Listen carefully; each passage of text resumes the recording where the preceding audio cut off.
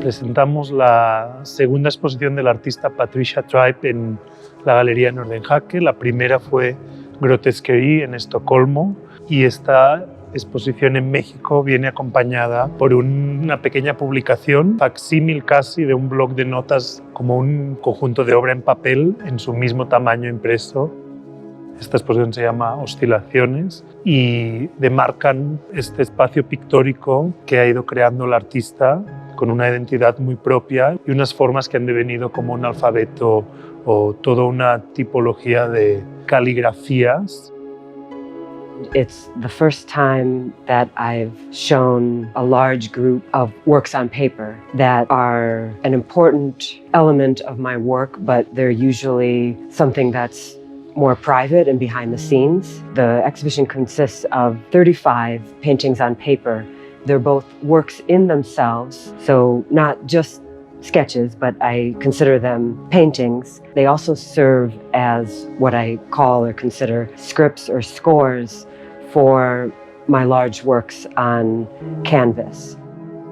You know, I want them to have a really strong visual presence, partially through strong color relationships, and that they're not something that you could immediately put language to or something that's recognizable, but to still have a certain force and iconic feel, almost like letter forms or something iconic and persuasive, but it's not spoken or legible in terms of identifiable language. And so this exhibition brings together several areas of motifs that I've been working for possibly even 10 years or beyond. And all of the works do have a visual source that I'm starting with, that I'm drawing from. But those sources are quite diverse. I think I'm drawn to them perhaps through a particular personal connection, or it's some object or something that, you know, is meaningful in my life, or I find a certain amount of ambiguity, or, you know, there's something that I really want to sit with and almost meditate on.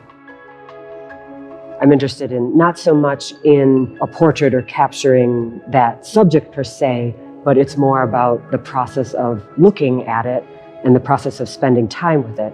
So I try to actually shift the way I'm seeing it, and which means, to me, to focus more on the spaces around the things, focusing more on the ephemeral, hard to name spaces and shapes.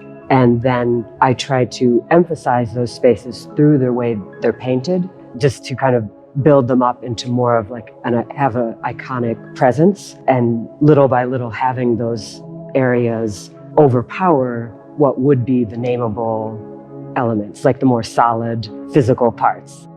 I mean, in a way, that is my particular definition of abstraction, in that it's, you know, it's like I, in a way, want to kind of sidestep the idea of representation and abstraction. It's neither, really. It's more that the abstraction is coming out of something that I'm observing, but in a way I'm trying to make a painting of something that barely exists. You know, so it's almost like a painting of the immaterial space.